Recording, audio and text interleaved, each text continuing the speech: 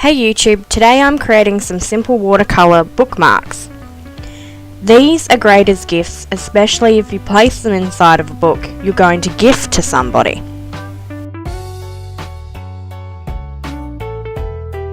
This bookmark I made for my mother as she's a prolific reader, and I brought her some books and I thought that a personalised bookmark would be, like a cute addition to the gift as a whole. I created these using lots of different types of media, and the details of those will be in the description box.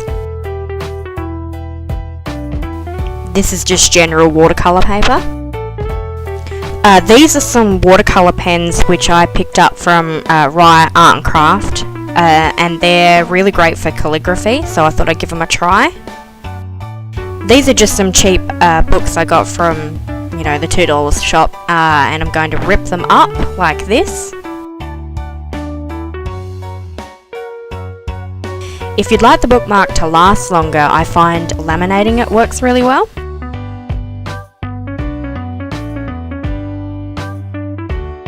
You'll need basic watercolour supplies like water and all that, and basic stationery.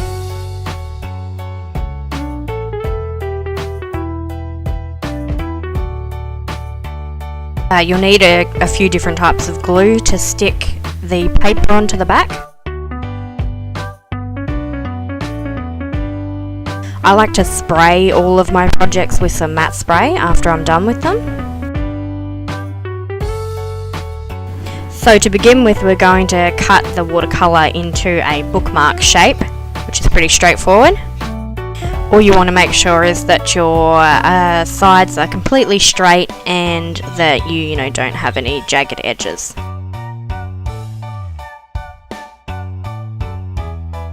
Now that you've finished cutting that out, you probably want to tape down the project so that it doesn't warp the paper and make it go, like all a weird shape and stuff like that.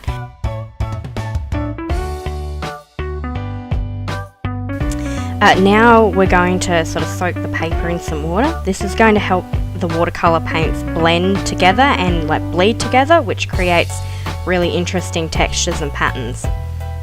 Now what I tried to do here was use some plastic to help sort of create some different textures and things like that.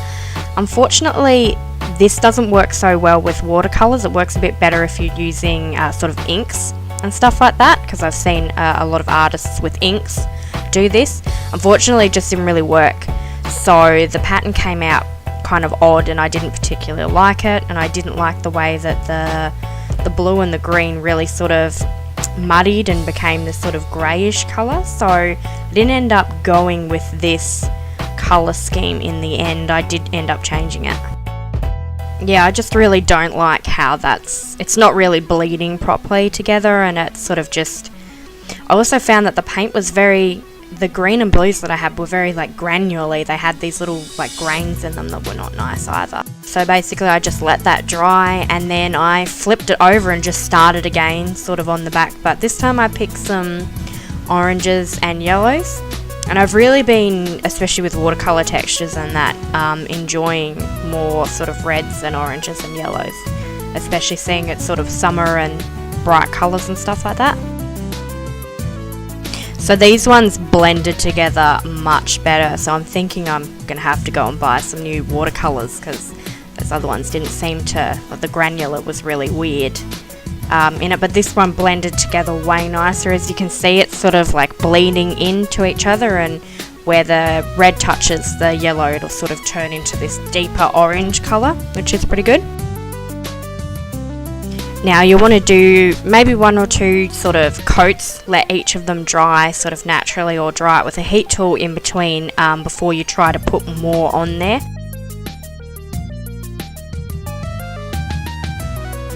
So here I'm just soaking the whole thing again, and I'm going to just do the same thing, trying to work off slightly the areas that have already got colour and just deepen those colour. And once again, just once you've done with this, let it dry, or dry it with your heat tool, and then we can do the next step. So now we're just going to peel off that tape and look at sort of the edges, cleaning up the edges area. Unfortunately, you can see some of my paint sort of leaked under the tape. I don't know why it did that, so I'm just going to cut that off and sort of neaten the edge up. To make sure that they match, I just cut off both ends.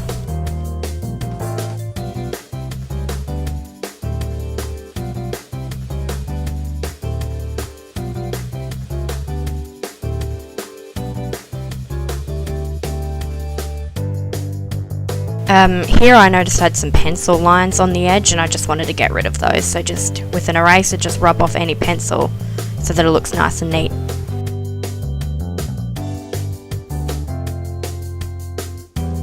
So now that we've finished with that side, I'm going to start work on the next side, which is going to have sort of those paper bits and stuff. Now the method of doing this is very much like paper mache. You basically just, you take the pages, you tear off into sort of smaller pieces, look better than bigger pieces. And when it comes to the books, you've got to make sure that, I think it looks better if it's all words as opposed to any sort of blank page that's there.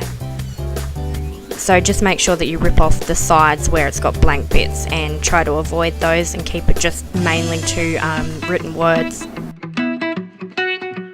Another thing to think about is getting a few different types of books with different sized words and different aged looks. So this one's got is a bit of an older book, so it looks a bit more aged than that, which gives it a nice texture.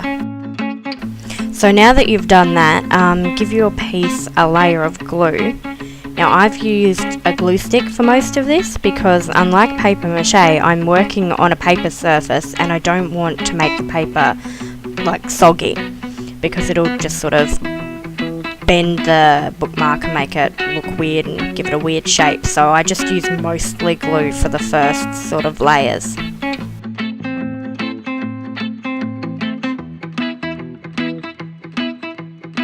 Now I'm not just trying to cover the whole area, I'm looking at making sure that I use like a different mix of the different types of writing sizes and page colours, sort of to give the whole thing a varied look as opposed to it just being sort of uniformed. That was the whole idea why the smaller pieces of paper tend to work better than big chunks, because it gives it just more of an interesting look. As you can see, I've had my social media links pop up on the screen, so while you're sitting here watching, why don't you just, go over and give those a cheeky follow or a cheeky look at. Basically because, why not? Getting back to the video at hand, basically what I've done here is I'm mixing some of that PVA glue onto, just onto a surface, and I'm going to put some glitter in there just to give it a little extra wow factor. I don't know, because you can. Why not use glitter if you can? And then I'm just going to paste that all over it, and what that's going to do is it's going to seal it and give it like a bit of a shine and a wow factor and all that sort of stuff. Now this is the reason why I showed you the two different types of glue. So I feel like this is going to seal it, but it's not going to warp the page.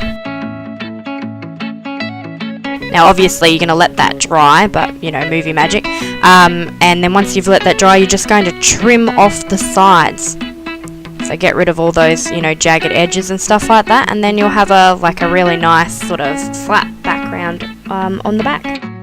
But now you could just leave that as is, or you could do what I'm going to do, which is use these watercolour pens to do some calligraphy writing on top. These pens are pretty straightforward, so basically in the little tube on the end they've got water. As you can see, I'm squeezing some out there, and I just mixed up some black watercolour paint, and then I just sort of drew on my design, and then I just sort of went over it. Now you could do this freehand if you wanted, but because it was a gift I wanted to make sure I didn't completely screw it up. I think I did fairly well for a first try with these pens, but the only thing I'd say is it is it will take a lot of practice, because I found it really hard to do the E. For some reason I couldn't quite get it around, so I didn't end up having, you know, like that perfect E with the hole in the middle. So just keep that in mind when you're using these pens, that they are a little bit hard to control. So that's it, that's basically the whole design done. Now I'm just going to give it a spray with some matte sealant to make sure that the watercolour doesn't wear out. If you wanted to, you could also cover the whole thing in laminate. I did that, but I did that off camera, so it's fairly straightforward laminating basically. So that's it for today. So if you enjoyed, leave it a cheeky like, and if you have any other tips or points, leave a comment, as well as subscribe for more videos, because that would really help me out, guys. Cheers!